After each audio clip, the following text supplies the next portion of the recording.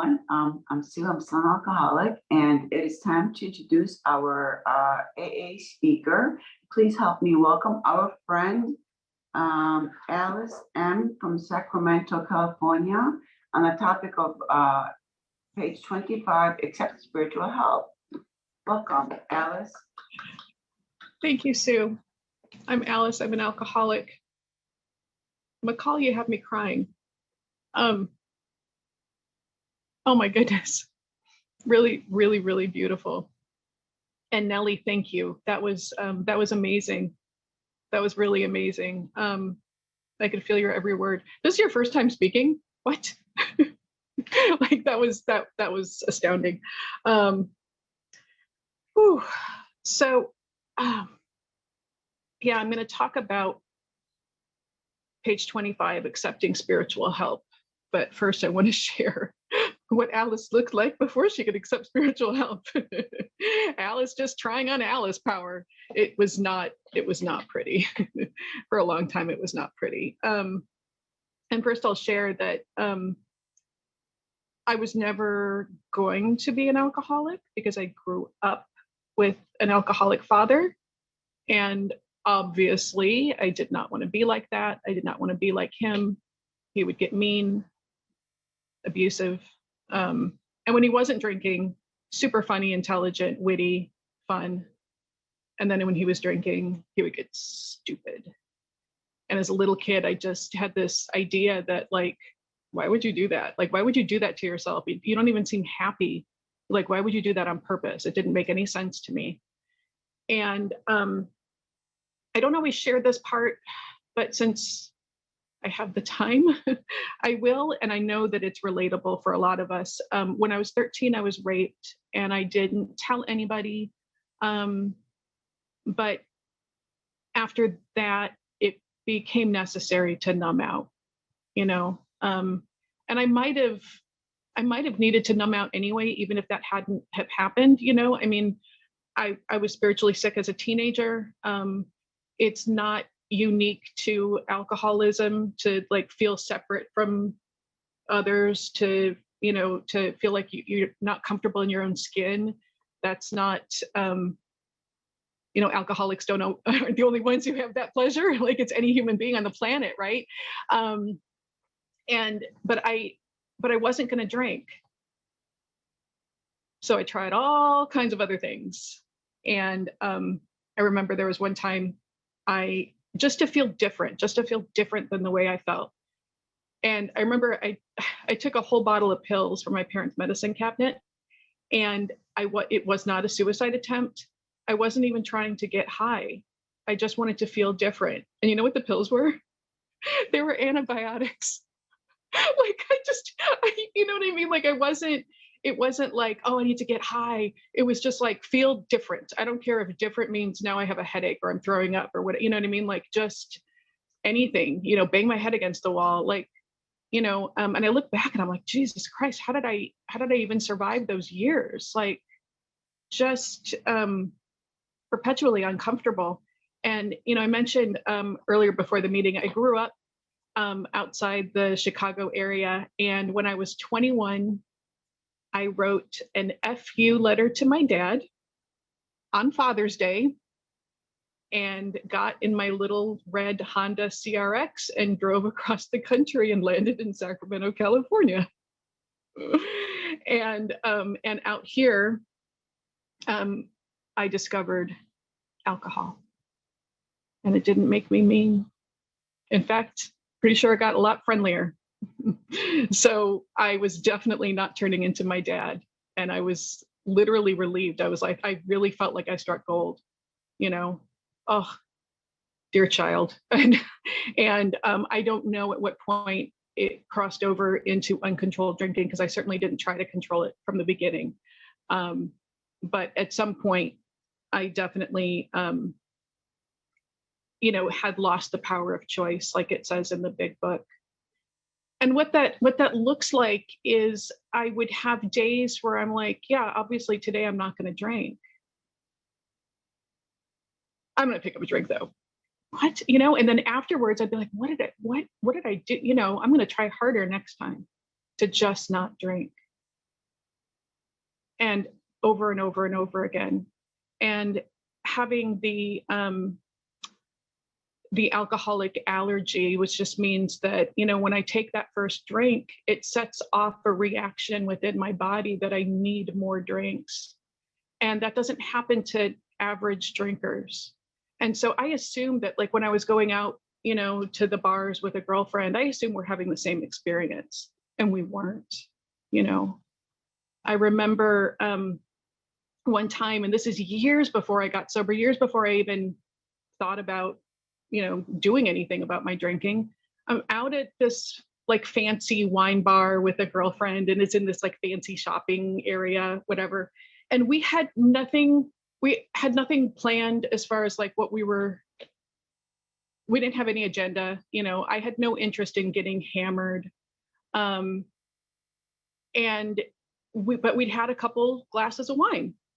And my girlfriend goes, "Oh my God, I have a gift card for the spa next door. Let's go get facials."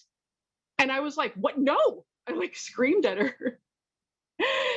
See, for her, have a couple glasses of wine, go do something else, not uncomfortable. For me, that's torture. Even if you are interrupting my drinking to pamper me for free, I can't handle that. It was more uncomfortable having a couple drinks and stopping than just not drinking at all. That's that torture. If you set off the phenomenon of craving, I better have access to more alcohol, or I'm gonna I can't handle it. And I didn't know what that was. I thought that, like, am I just cooler than her and I want to drink? No, I'm not. I'm definitely not cooler than her. Like, I didn't understand why I was so confused and terrified by her suggestion. Another example I have of that phenomenon of craving taking over, that need to keep drinking taking over, my wedding day. One of the happiest days of my life. I'm still married to that man. He's amazing. I had no doubts about getting married. I did not want to miss a thing. I did not want to numb out. But, you know, people give you champagne when they're doing your hair and makeup hours before the ceremony starts. And the next thing I know, I'm literally stumbling down the aisle. And I blamed it on my shoes. I was like, "Oh, these shoes. I should have practiced walking in them." I didn't know. I didn't know what I was suffering from. And even when I got to the point of like, oh my God, like, I'm starting to connect the dots. It took a couple of decades, but I started to connect the dots. Like, Jesus, every time I pick up that first drink, it turns into a drunk, and I do and say things I wouldn't normally do. And it's affecting my health and my family, and I'm hurting people. And this probably needs to stop. And I assumed in all those years that once I really want to stop, I will. You know, like, I put my mind to it, I'll just stop. And that's when I found out that alcoholism centers in the mind. You know, that's when I found out what it really means to have lost that power of choice, that it wasn't up to me. Not only could I not control my drinking, but I couldn't control my abstinence from drinking either, completely out of my hands. And that's terrifying. So finally, one day, I got up the liquid courage to go to an AA meeting, and I went down there, and it was an hour and a half meeting, and I sat through the whole thing. So I really tried. And it was weird, and everyone was really nice, and that didn't make a whole lot of sense. And when the meeting was finally over and I go to leave, all the ladies surrounded me, as we do, and they're giving me phone numbers and pamphlets and I don't know what. And one woman looks right at me and she says, "Please keep coming back." She says, "I've been sober for 30 years. This works." And with that, I fled. I was like, "Oh no, thank you. I'm not gonna sign up for something going to meetings for 30 years. That sounds awful. One day at a time sounds awful." Because see, I thought that not drinking was going to be AA's solution. Not drinking and going to meetings. And that sounded like torture.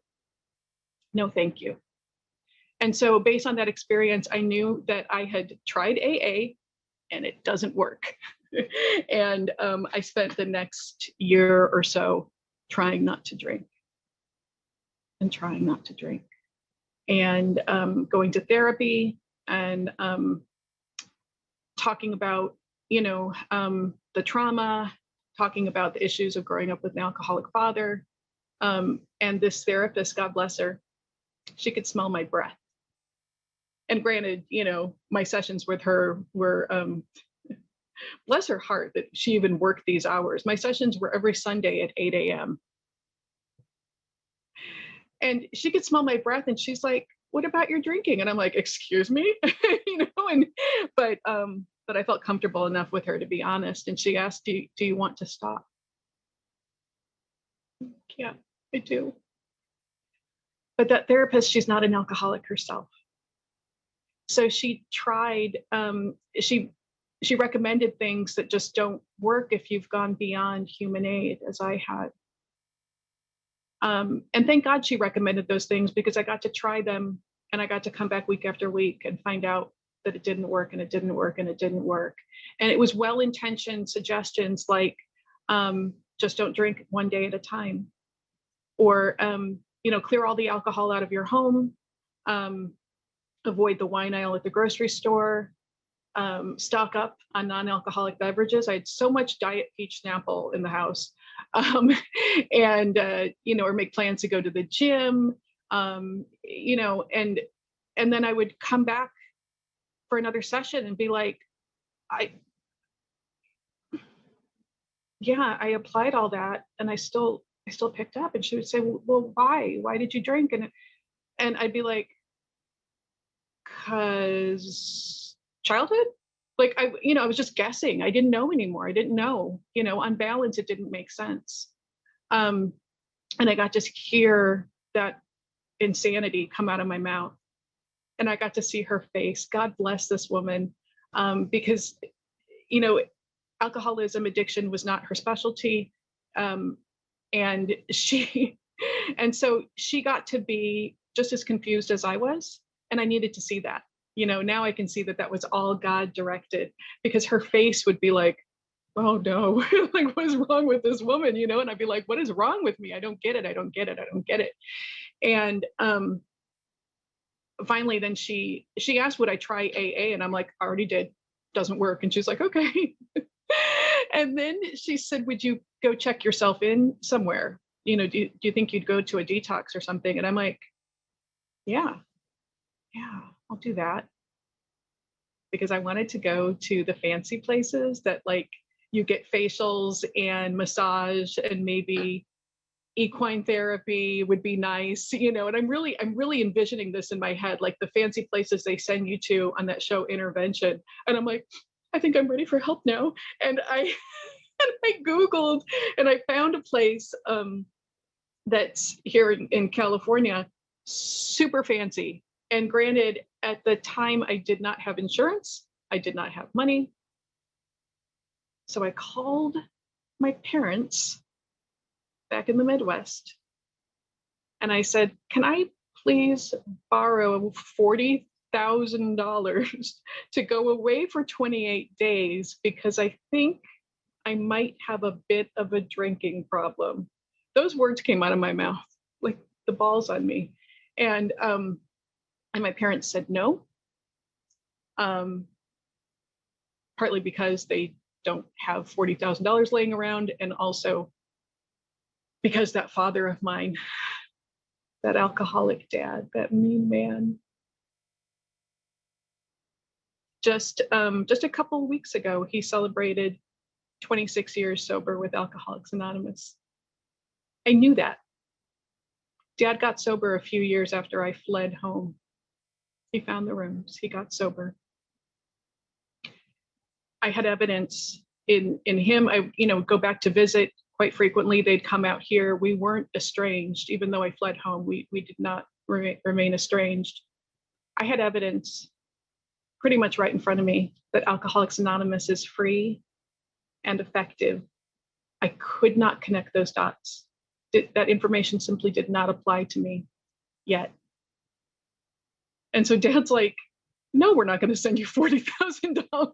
And I'm like, oh my God, and I'm the victim in that scenario, And thank God, finally, that therapist of mine, she found a place that not fancy. It's not far from here where I live, and very bare bones. And it's just 5 days of, kind of holding you in a house so that you can detox, and you just don't have access to alcohol, and that's it. Very unfancy place. And I went down there to check it out, and it was like early September that year. And they said, we have a bed ready for you on October 14th. I'm like, okay, sign me up. And for that next 6 weeks of knowing that date is coming, I no longer even tried to stop drinking. I didn't even try to moderate. I was barely popping mints in my mouth. I drank the way I thought I wanted to drink, kind of like, binging on pizza the day before a diet kind of mentality. And it was the worst 6 weeks of my life. So on the morning of October 14th, as I'm packing my bag, knowing I've got to go down there, check myself in, my husband, my darling, darling husband, he walked in on me, and I was drinking right out of a bottle. And he looked at me and he's like, is that going to be your last drink? And that's when it really dropped. What an impossible question, by the way, right? I'm like, and I suddenly realized, yeah, I'm going to go check myself into this place, but they're going to let me out in 5 days, and I know where the store is. No, it's probably not my last drink, even though I really know I don't enjoy it. I don't enjoy it. I can't control it, and I can't keep my hands off it. I don't understand what I'm dealing with. Terrified, absolutely terrified. And I knew there was no hope. I knew that I was only checking myself into this place for maybe 5 days of relief. I don't know. But then I'd go back to my misery. And I get down to the detox, and they lead me back to my room, and there was a cat sitting on the bed. And I'm a crazy cat lady, and that was quite a surprise in this facility. There's just a cat sitting there. And it felt like a sign from the universe that I'm supposed to be here now. Everything is okay. Not everything is going to be okay. Just everything is okay right now. And I fell to my knees. And that detox had the nerve to be right next to an AA meeting, and they made us go. And I was not expecting that. And I go over there, and for the first time in my entire life, I heard the word God with different ears. You guys weren't preaching. No one was telling me what to do. They were offering me an experience that I could clearly see that I needed. I needed that step one experience of realizing there's absolutely nothing I can do to keep myself sober. Didn't matter how much I love my husband, my family. Evidence I see in my dad, my own personal strength and determination, all the therapy, arranging my life so that I'm not tempted. None of that could keep me sober. But then I meet a cat and I become open to the idea that maybe there's a power greater than me. And maybe I can experience that power through signs. And thank God a woman came up to me that day. I was drunk, crying. I was probably babbling about a cat. I don't even know. I could not have looked approachable, but a woman came right up to me and she's like, would you like me to be your sponsor? I'm like, yeah, I don't know what that means yet, but yes, please. Because she was all shiny and happy and sober at the same time. And I didn't know that was possible. And swigging out of that bottle remains my last drink. Obviously not on Alice Power. And I was still scared the day they let me out of the detox. And I still was like, I know where the store is, how do I stop myself? But what I did is I just jumped in feet first. I sat all the way down, I started taking the steps. None of it made sense. my sponsor was one that had me kneel on the floor at a Starbucks and say some biblical sounding prayer. And then I'm drawing columns on a piece of paper. And I'm like, I don't know what this, I don't understand any of this. But I got to see that I had had those Alice blinders on for so long. I had only ever looked at what you did to me, what happened to me, if you only knew. And for the first time in my life, I'm asked to look at, what kind of daughter have you been, Alice? Don't ask me that. It's all about what my dad did to me as a child. Well, guess what? He's sober now, and I'm an adult. What kind of daughter am I now? What kind of wife am I? What kind of friend? Holy cow. Never, never, never had I looked at things that way. And taking, particularly step 4, taking it out of the big book allowed this, like, God, it's a hell of a trick. I can see my mistakes and I can see my faults without bathing in the self-pity I used to enjoy. Because by that point, I'd already started feeling this power changing me. And I'm like, okay, you're real. And what else can you do? Like, this is astounding, that I started feeling this peace and comfort that God could keep changing me. Like, it's okay to be me. It's okay that that's the me on paper that I was, in the very recent past. And yet I don't have to be that person anymore. This magical power I just found out is real can keep changing me. And I just kept moving my feet. Actually got on a plane and made amends to my dad. Did not see that coming. Did not see that coming, and today I don't mind being like him. It's okay. It's okay to be an alcoholic, and I know my topic is on page 25, but I have to share the first couple times reading through Two Wives. It was like so overwhelming because I'm like seeing what my mom went through, married to my father. They've been married for over 50 years. They had been married for 30 years by the time my dad found recovery. And in those 30 years, my poor mother, she tried all the things, So I'm reading the chapter through that lens, but then also seeing what I put my own husband through, and also seeing, oh, my husband isn't an alcoholic, seeing the ways in which I just play God in anyone's life, just needing other people to change to suit me. And still the play doesn't suit me. It's not my play.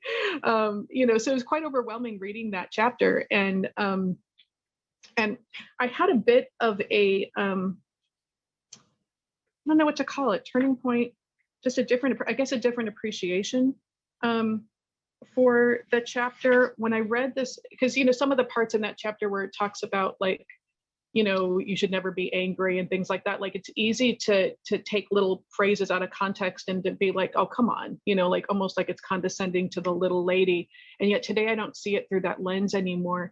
And one of the things that helped me was this little paragraph on page 178. This is in Dr. Bob's Nightmare. The last paragraph on that page, my wife became deeply interested, and it was her interest that sustained mine, though I at no time sensed that it might be an answer to my liquor problem. How my wife kept her faith and courage during all those years, I'll never know, but she did. Wow. And isn't that like a theme in chapter 8? Like keeping that faith and courage. It's just beautiful. And my husband certainly demonstrated that with me, like beyond what I deserved. I remember one year he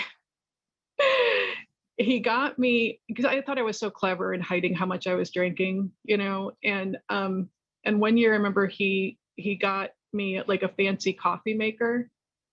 And at the time I like didn't drink coffee, right? And I'm like, what is this? And he goes, I just thought that maybe, you'd like to have something other than wine in the morning. And I'm like, I am aware that coffee exists. I only drink wine in the morning because I have to, and you don't understand what's, like, I was so defensive, and this man was just trying to give me a gift. He didn't know what to do. He didn't know how to handle me. And thank God today our marriage is better than ever. I no longer step on his toes the way I used to, and he no longer has to retaliate. It's a beautiful thing.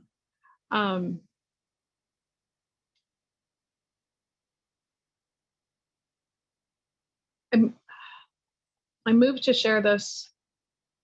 I feel like I'm kind of all over the place, but a few years ago, I was at a coffee shop reading the Big Book with a sponsee, and I'm never shy about it. Like I don't try to hide the Big Book. I'm not lowering my voice. And a young woman sat at the table right next to us, and she goes, "I can hear you. You guys are talking about alcoholism," and we're like, "Yeah, we are," and she goes, "My mom's an alcoholic. Can I ask you a question?" We're like, "Sure, what's up?" And she goes, "Why?" Right? That was her question. Why? And she proceeded to tell us, like, her mom, would say she'd stop drinking and then drink again. And doesn't her mom love her? And this poor girl, she was just 18 at the time. And my sponsee and I, we just shared about how we drank when we didn't want to drink. We drank absolutely loving our family. No human power could have relieved our alcoholism. I don't have kids. We have a whole bunch of fur babies, but I can only imagine that the love a mother has for her child has got to be the strongest form of human power there is. And if human power could relieve alcoholism, there wouldn't be any mothers in Alcoholics Anonymous, would there? And we're trying to explain this to this young woman, but like, how do you explain it? But we got to share with her for like 45 minutes, and she was just thirsting for knowledge, and she wanted to read the book. And so we invited her to an open meeting that we were going to, and she showed up. I was so surprised. I'm like, oh my God, she walked in the door, like, wow, this woman. And she sat right next to me. And this is another hour and a half meeting. I'm like, and she sat through the whole thing like this. And when the meeting was over, we go outside, and I said, "What did you think, honey?" And she goes, "You guys laugh about stuff that's not funny." I'm like, "Yeah, we do. And I said, "What do you think? Would you like to meet other young people who perhaps have alcoholic parents?" And her little face just lit up, and she got it right away. She's like, "You alcoholics get each other, and I could go into a group where people get me." And I'm like, "Yeah, honey." And I introduced her to a friend who's really active in Al-Anon. And I don't know what happened to her mom. But yeah, I drank when I didn't want to drink. And that leads me to page 25. I'm going to read. I really love the progression of sentences near the top of 25, where it says, "But for the grace of God, there would have been thousands more convincing demonstrations." Here it is. So many want to stop, but cannot. Doesn't say want to stop, but find it difficult. Want to stop, but it's hard. Cannot, powerless. There's not a single sentence in the Big Book that tells me how or that I should just stop drinking. Instead, it shows me how to live by spiritual principles, and I connect to a power I lack, and I become a non-drinker. Sobriety is a byproduct of the steps. If I could just not drink, I wouldn't have come in. And then we have the good news. There is a solution. And then more bad news. None of us like it. I just love that. But almost none of us liked the self-searching, the leveling of our pride, the confession of shortcomings, which the process requires for its successful consummation. It was not fun to draw columns on a piece of paper and then see how wrong I had been in my view of the world, how holding on to resentment over the rape, that in holding on to that resentment, I had hurt other people decades later. I was not at fault for what happened to me, but I had to take responsibility for the way in which I treated other people poorly as a direct result of holding on to that resentment as an adult. I did not like that self-searching. I did not like that leveling of my pride. I didn't even like making amends to my dad. Oh, and you know what my dad did? Okay, so and I don't know what I said. Like I'm trying to make amends to him and I'm like stumbling over my words. I'm like, Dad, I need to talk to you. And remember when I did this? And I know I haven't like always called. And remember that time when I was 20 and I accused you, then I yelled at you, whatever. I'm like babbling. I don't know what I'm saying. And my dad goes, you don't have to apologize to me for anything. And I'm like, Dad, I do though. Like I do have to. And he goes, oh, you're on your 9th step. Proceed. I'm like, well, now I don't want to. He's a rascal. Like, but when we go to AA meetings together, he tells everyone how difficult I was to raise. I'm like, you were drunk the entire time. What are you talking about? But isn't that a gift? Isn't that a gift? Like we get to laugh together today. And this next sentence on 25, but we saw that it really worked in others. Yes, I saw that it worked in you. I got to meet happy, relaxed, calm, peacefully sober people who were also being funny. You know, they weren't fooling themselves. They weren't trying to sell me anything. And I'd come to believe in the hopelessness and futility of life as I had been living it. Absolutely. I had exhausted my human power. I had proven to myself that I cannot keep myself sober and I'm miserable, drunk or sober. Like I don't like any of it. And so when I had been approached by someone in whom the problem had been solved, sober, happy, relaxed, hi, can I help you? I'd be happy to help. Would you like me to be your sponsor? I'm like, yeah. There's nothing left for me to pick up the simple kit of spiritual tools, the steps. It didn't even occur to me at that time, that meeting, right after meeting that cat on the bed, it didn't occur to me to not take the steps. It didn't enter my mind that meetings were the only solution at that point, because I was meeting people who were talking about God and talking about the steps and talking about this book. And it became very clear to me that there was a whole package.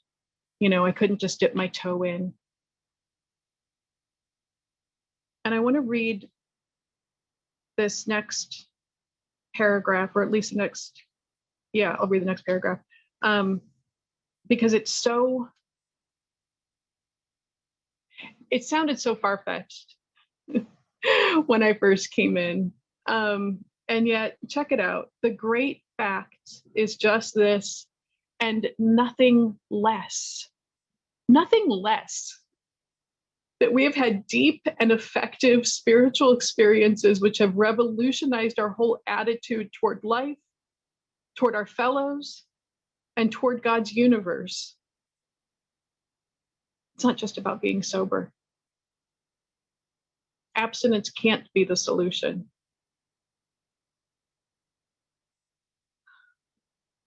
Deep and effective spiritual experiences. Effective. Like I feel God in my heart, and I didn't even know God was real. I thought everybody just made it up. The central fact of our lives today is the absolute certainty that our Creator has entered into our hearts and lives in a way which is indeed miraculous. He has commenced to accomplish those things for us, which we could never do by ourselves. Never, never by myself. And, you know, I remember when I first started praying in new sobriety, like it was very rote. It was very, it almost felt like when I was in kindergarten and read and like saying the Pledge of Allegiance, you know, like I don't know, I have no idea what I'm saying, you know. So I'd pray and I'd be like, grant me the serenity, one nation, under God. Like I don't know. I have no connection to what I'm saying. And at some point, it became, hey, thank you. Like I'm just talking. I'm just having this dialogue. And sometimes I'd look up and sometimes I'd look down and I'd feel it in my heart. And I'm like, I still don't understand God, but oh my God, I'm experiencing him. And things that would make me butthurt aren't making me butthurt anymore. Like things that used to irritate me, I have a different perspective. And that wasn't me deciding to think differently, or it wasn't analytical or intellectual. It was just, I'm changing. I did not change myself, but I'm changing, you know. And I'm so grateful for every drink I didn't want to take that brought me to that place of knowing that of myself, I am nothing. With God in my heart, holy cow, I can look at my past with compassion and use my past as an asset to help others. And I'm not so afraid of the future anymore either. It's the coolest. It really is. I'll read that next paragraph. If you are as seriously alcoholic as we were, if you are as seriously alcoholic, you know, and at this point in the book, we're not at that place yet, but on page 44, it has that really, really simple description of alcoholism where it says, if when you honestly want to, you find you cannot quit entirely, or if when drinking, you have little control over the amount you take, probably alcoholic. It's not about, you know, like the idea that the notion that I had once of like an alcoholic is someone who gets mad when they drink, or an alcoholic is someone who gets abusive, or an alcoholic is someone who drinks in the morning or drinks every day, or, you know, all these notions that I had that, yeah, some of us, you know, a lot of us, you know, experience that, but that's not diagnostic of alcoholism. It's simply a lack of control when drinking and an inability to abstain when you want to. You don't need a trench coat. You don't need to live on the street. You can have a job. You can look shiny on the outside and be absolutely miserable. It's not about quantity or frequency, or even the consequences, because we can differ so much in those ways. So when I read seriously as alcoholic, I like to quantify it by saying, hey, seriously alcoholic simply means beyond human aid. If you've tried to stop and find yourself picking up again, perhaps you've lost the power of choice. And no human power can keep you sober, not even your own. Therefore, it's got to be something greater. And that something greater is available. We believe there is no middle of the road solution. We were in a position where life was becoming impossible. If we had passed into the region from which there is no return through human aid, no return through human aid. The book, you know, uses that phrase or phrasing so many times, including in the ABCs that's read at a lot of AA meetings. You know, A, probably alcoholic, or A, that we were alcoholic and could not manage our own lives. B, that probably no human power could have relieved our alcoholism. I had to try human power first.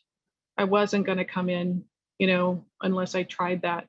Tried loving my husband, listening to my therapist, trying on my own strength and determination, throwing everything I had at this illness. Couldn't do it.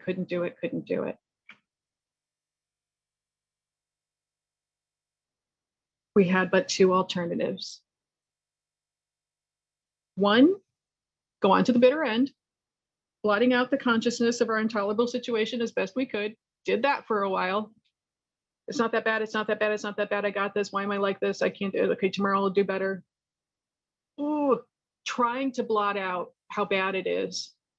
And yet it kept seeping more and more to the surface. Whether I was drunk or sober, I couldn't blot out that consciousness. You know, it started to become clearer and clearer. I'm not drinking because of my childhood. I'm not drinking because of my dad. I'm not drinking because my girlfriend invited me to happy hour. I'm not drinking because I like the taste. Those are all things that I believe. I'm drinking because I can't stop myself, powerless. That's it, full stop. I'm drinking because I have a problem that is completely out of my hands. And then the alternative becomes clear. Accept spiritual help. I love the way that's worded. Accept spiritual help. Accept it because it's already here.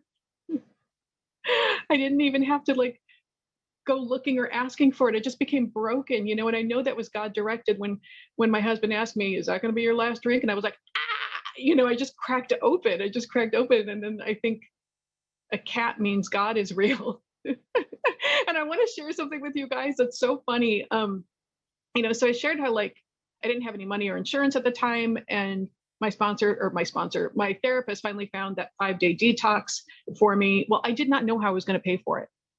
No idea. In fact, my plan was just put it on a credit card and not pay the bill because that's just how I rolled. A couple days before I checked into that detox, I received an unexpected bonus from my paycheck that exactly covered the amount. Exactly. That should have been a God shot. But I didn't know I needed God yet.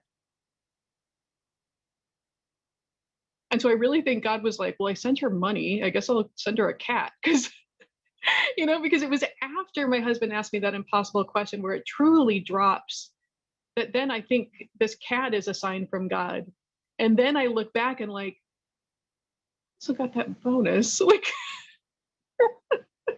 I couldn't accept spiritual help. It was already around me, but I couldn't accept it until I knew I needed it.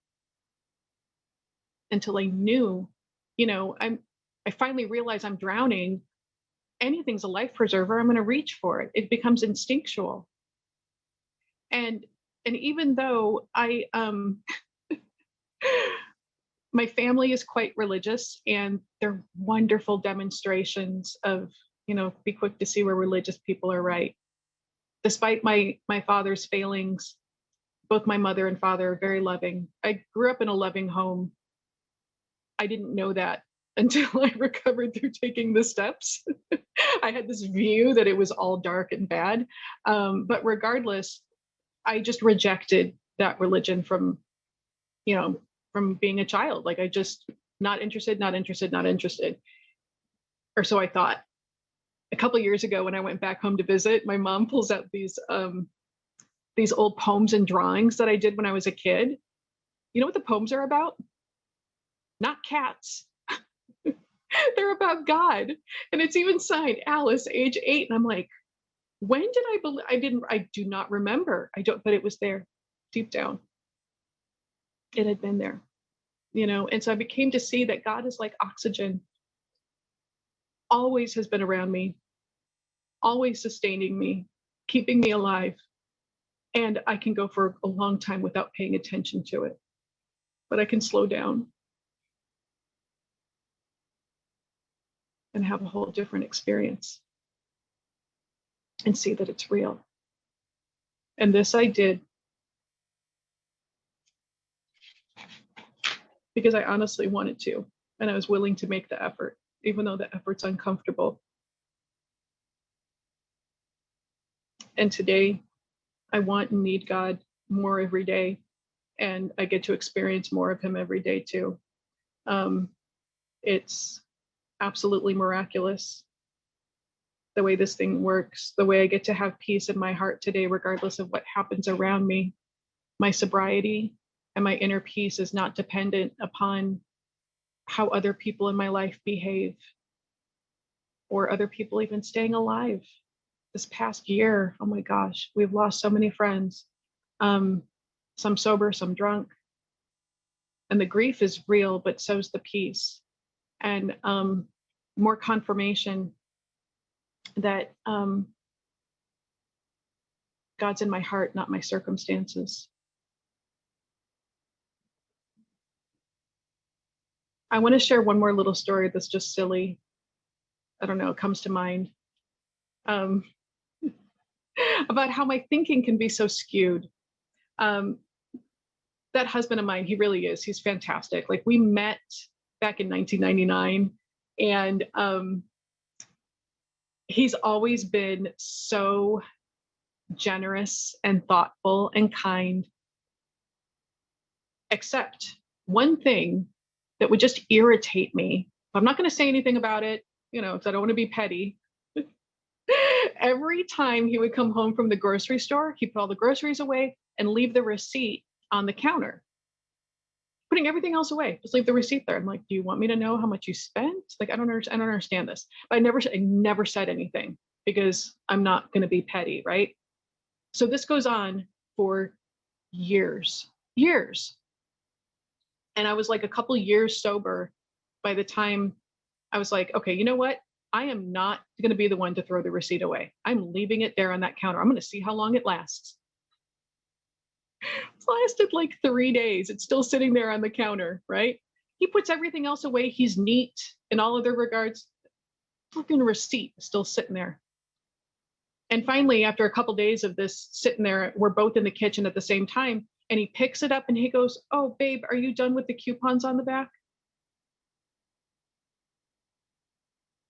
Probably one time back in 1999, I was looking at those paper coupons on the back, and he remembered. He's always been kind, considerate, generous. But I somehow see it as something else. It's good to be wrong. It's really good to be wrong. The world just keeps getting bigger. What else don't I know about this man? What else might I assume? Thank God for this program. Thank God for spiritual help. It's here. And with that, I'll pass. Thank you so much.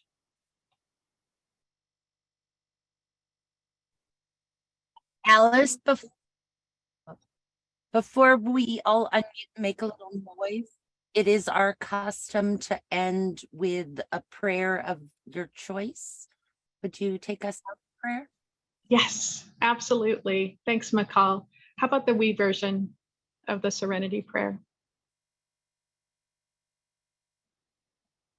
God, grant us the serenity Grant to accept the things we cannot change, the courage to change the things we can, and the wisdom to know the difference.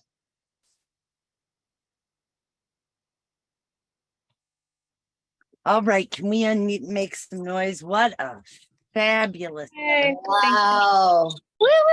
Thank you so Thank you much. both. Oh my Thank you. goodness. Alice, Alice,